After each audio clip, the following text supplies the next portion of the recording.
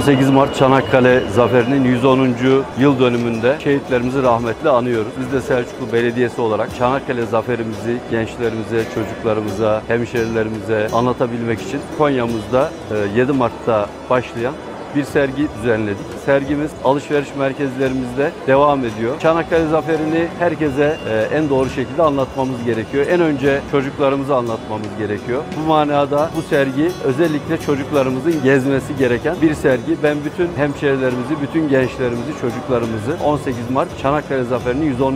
yıl dönümünde Çanakkale sergisine davet ediyorum.